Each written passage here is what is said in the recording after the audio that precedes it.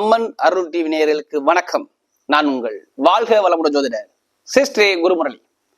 என்றும் குரு வழியில் குரு நேசிப்போம், குருவை போற்றுவோம். அன்பார்ந்த குரு வாரிசு அன்பர்களே, இன்றைக்கு நம்ம எதை பத்தி பார்க்க போறோம்னா, வருகின்ற சுக்கிர பகவானுடைய கிரக பெயர்ச்சி. சுக்கிரன் எது மாதிரியான ஒரு யோகத்தை கொடுக்க போறார், இதை பத்தி தான் ஃபுல்லா நம்ம டீட்டெயிலா பார்க்க போறோம். ஃபர்ஸ்ட் சுக்கிர பகவான் எப்ப பெயர்ச்சி ஆகிறார், அதாவது பாத்தீங்கன்னா ஆகஸ்ட் மாசம் 24ஆம் தேதி பெயர்ச்சி ஆகி செப்டம்பர் மாசம் 18ஆம் தேதி வரை இந்த சுக்கிர பகவானுடைய பெயர்ச்சி இருக்குது. இது விசேஷமான ஒரு பெயர்ச்சி நான் சொல்லுவேன். இந்த சுக்கிர பெயர்ச்சிங்கிறது உங்க வாழ்க்கையில மிக மிக எல்லா ராசிக்காகவும் சொல்றேன், நல்ல ஒரு மாற்றத்தை கொடுக்கக்கூடிய பெயர்ச்சி ஆகிறது.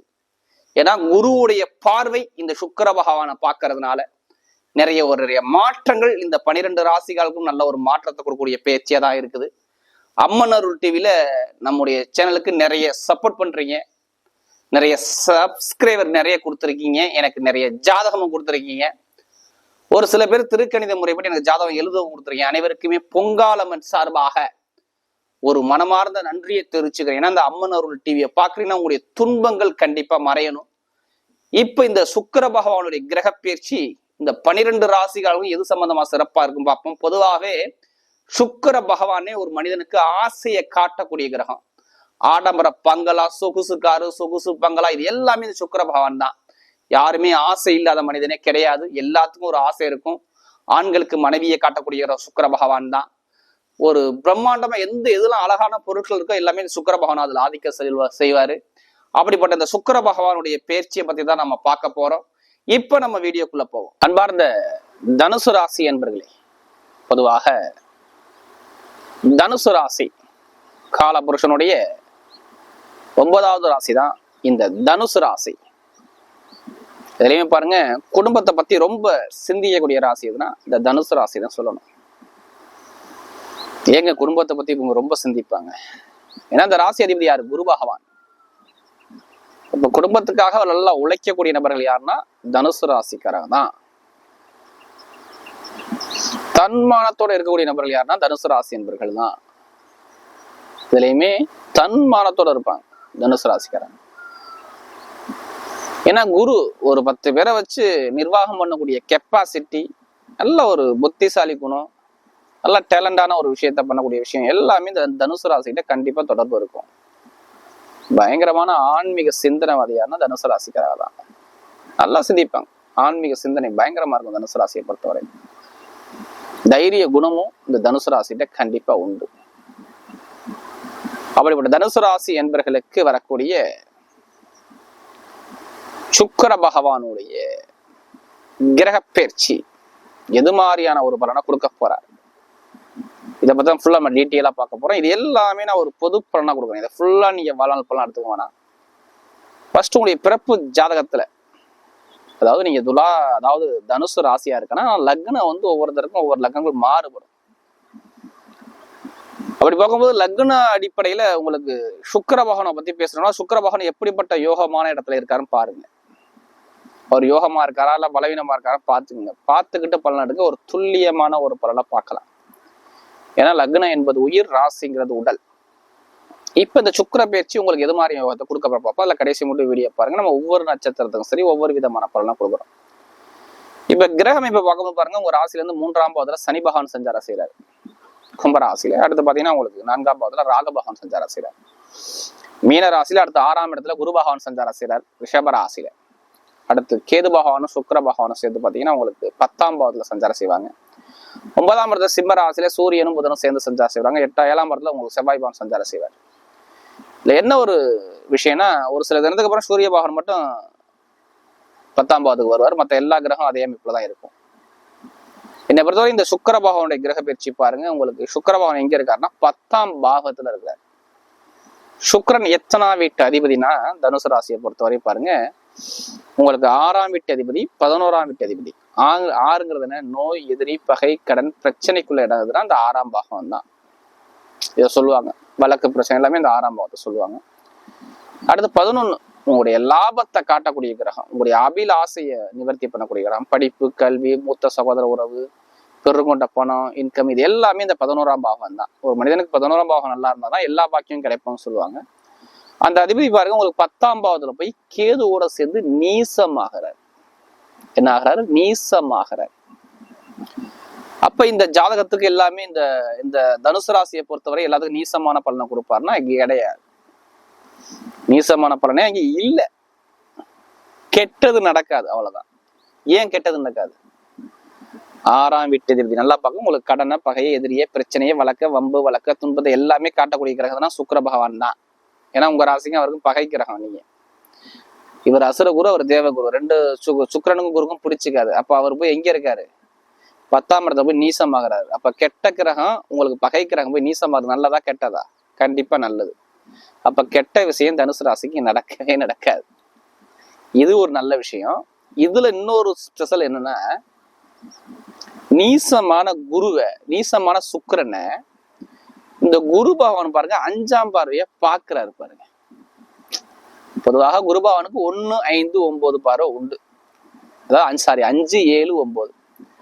இதுல சிறப்பு பார்வை எதுனா 5ஆம் பார்வை தான். அந்த நீசமான சுக்கிரனை குரு பார்த்தா கோடி நன்மைங்கிறாங்க. ஒரு பழமொழியே சொல்லுவாங்கல்ல, குரு பார்த்தா கோடி நன்மை.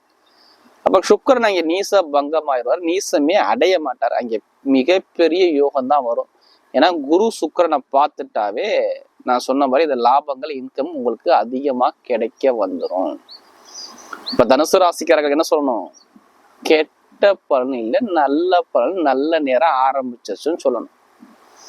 என்னைய பொறுத்தவரை இந்த சுக்கிர பயிற்சி உங்க வாழ்க்கையில வரலாறு படைக்கக்கூடிய சுக்கிர பயிற்சியை தான் வரும். ஏன்னா இதுல இன்னொரு விஷயம் என்னன்னா, கேதுவோட சேர்ந்துட்டாரு. கேதுவோட சேர்ந்து வேற இருக்கிறாரா? கேதுவோட இணைஞ்சாலும் பாருங்க அங்க நல்ல ஒரு மாற்றத்தை கொடுப்பாரு. ஏன்னா பாவ கிரகத்தோட சுக்கிரபகவான் நீசமானாலும் கேது போல் கெடுக்க மாட்டால், கேது போல் கொடுக்க மாட்டால் பழமொழியே உண்டு. அது 10ஆம் இடத்துல கேது கேந்திர யோகத்துல அவர் நல்ல இடத்துல தான் இருக்கிறாரு. அப்ப இங்க கெட்ட விஷயம் என்னை பொறுத்தவரை இந்த தனுசு ராசிக்கு வராதுங்க. இதுக்கு முன்னாடி எடுத்துக்குங்க, மருத்துவமனைக்கு போகாத ஆளு மட்டும் இல்லையே, இருந்தாலும் மட்டும் கேட்டு பாருங்க, கண்டிப்பா போயிருப்பாங்க. கடன் பிரச்சனை இல்லாதவங்க யாருமே தனுசு ராசி இருக்க மாட்டாங்க. கடன், பகை, எதிரி, பிரச்சனை, போட்டி, போராட்டம், தடை எல்லாமே பார்த்தவங்க யாருன்னா தனுசு ராசிக்காரா. நண்பர்கள்ட்ட, பழக்கவழக்கத்துல, ஃப்ரெண்ட்ஷிப்ல, கணவன் மனைவி ஒற்றுமை இல்லாத தன்மைகள், கூட்டு தொழில், இது எல்லாமே சரியா அமையல.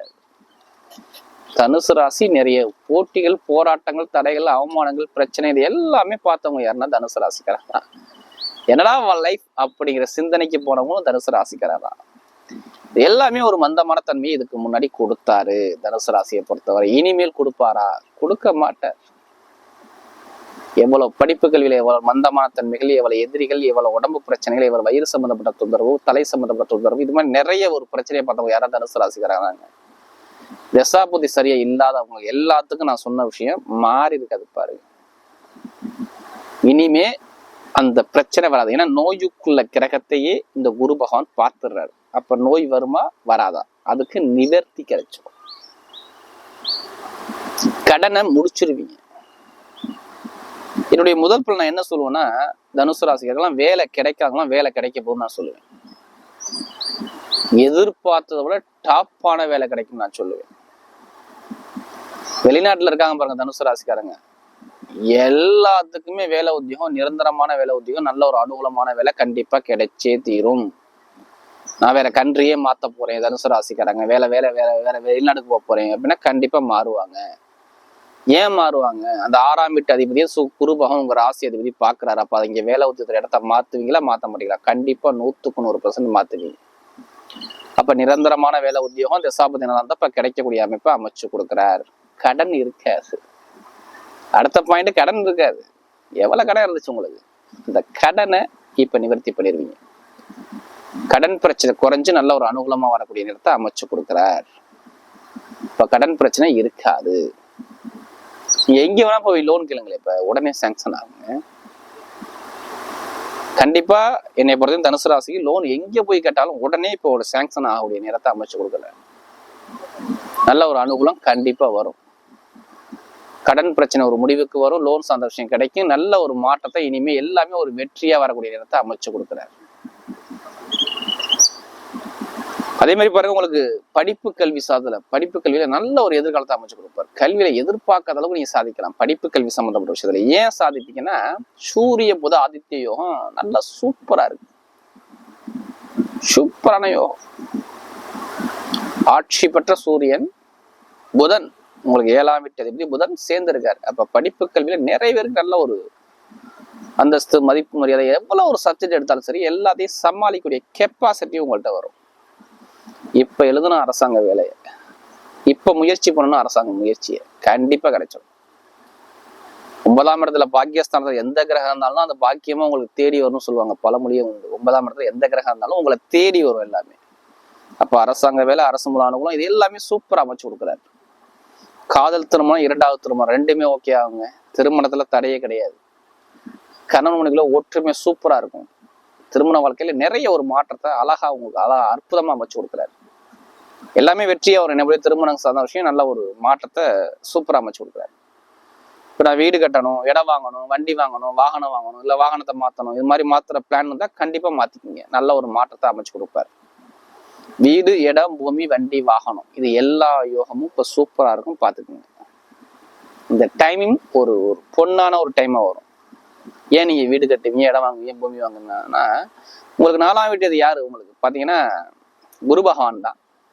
அந்த குரு பகவான் பாருங்க 11ஆம் வீட்டு அதிபதிய சுக்கிர பகவானை பாக்குறாரு. இப்ப வீடு, இடம், பூமியை சார்ந்த விஷயம் அனுகூலமா இருக்கும். உங்களுக்கு 7ஆம் இடத்துல பாருங்க செவ்வாய் பகவான் உங்களை 7ஆம் பார்வையா பார்ப்பார். நான் செவ்வாய் நல்லா இருந்தா தான் வீடு கட்ட முடியும், இடம் வாங்க முடியும், வண்டி வாங்க முடியும், வாகனம் வாங்க முடியும், இது எல்லாமே அமைய முடியும். உங்களுக்கு செவ்வாயுடைய பார்வை படுறதுனால இந்த கோர்ட்டு கேஸு, வம்பு, வழக்கு பிரச்சனை, இடம் பிரச்சனை, பூமி பிரச்சனை எல்லாமே சரியாகும். வீடு கட்டக்கூடிய யோகமும் உங்களுக்கு வரும். திருமணத்துல காதல் திருமணம், 2வது திருமணம் ரெண்டுமே ஓகே ஆகும். என்னைய பொறுத்தவரை குழந்தை பாக்கியம் நிறைய கிடைச்சிடும். அதே மாதிரி தந்தையோட சொத்துக்கள், தாயோட சொத்துக்கள் எல்லாமே வரக்கூடிய அமைப்பை அமைச்சு கொடுக்குறாரு. லாட்ரி யோகம் நம்ம இடப்பட்ட ஜாதகம் பார்த்து நிறைய பேர் கேட்கறதுக்கு இந்த லாட்ரி யோகத்தை பத்தி பேசுங்க. என்னைய பொறுத்தவரை 100க்கு 100% அந்த யோகங்கள் இருக்கு. இதை கரெக்டா பயன்படுத்துங்க, கண்டிப்பா உங்க பக்கம் வெற்றியா வரும். அதுக்காண்டி அதிலேயே பணத்தை போட்டு விரைய பண்ணாதீங்க. ஜாதகத்தை பார்த்து முயற்சி பண்ணுங்க, வெற்றி நிச்சயம். ஏன் அப்படி லாட்ரி யோகத்தை முயற்சி பண்ண சொல்றேன்னா, உங்களுக்கு பாருங்க 5ஆம் வீட்டு அதிபதி 11ஆம் இடம், இதான் லாட்ரி யோகம். 11ஆம் வீட்டு அதிபதிய நேரா குரு பகவான் பாக்குறாரு. யார? சுக்கிர பகவான குரு 5ஆம் பார்வையா பாக்குறாரு. அது ஒண்ணு பிளஸ். அடுத்து 5ஆம் வீட்டு அதிபதி செவ்வாய் உங்க ராசியை பாக்குறாரு. செவ்வாய் தனுசு ராசியை பார்க்க. அப்ப 5ம் 11ம் தொடர்பு வருது.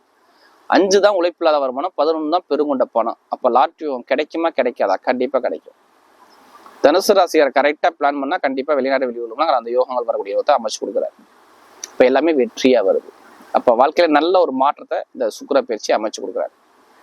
இரும்பு சம்பந்தப்பட்ட தொழில், அடுத்து வட்டி தொழில், நகைக்கடை வச்சிருக்கவங்க, ஷேர் மார்க்கெட்டிங், கமிஷன் ஏஜென்சி, இது எல்லாமே சூப்பரா இருக்கும். என்ன நல்ல ஒரு மாற்றத்தை அமைச்சு கொடுக்குறாரு. அதே மாதிரி பாருங்க, இனிமே எல்லாமே உங்களுக்கு பெண்களுக்கு எல்லா விஷயத்திலும் வெற்றி கிடைக்கும். என்னை பொறுத்தவரை தனுசு ராசியை பொறுத்தவரை. இப்ப நம்ம நட்சத்திர பலன் பார்ப்போம். முதல் நட்சத்திரம் மூல நட்சத்திரத்துல பிறந்தவங்க ரொம்ப தனிமையை விரும்பக்கூடிய குணம், தன்மானத்தை பார்க்கக்கூடிய குணம், ஒரு தைரிய குணம், எல்லாமே இவங்ககிட்ட இருக்கும். மூல நட்சத்திரத்துல பிறந்தா இந்த குணங்கள் கண்டிப்பா உண்டு.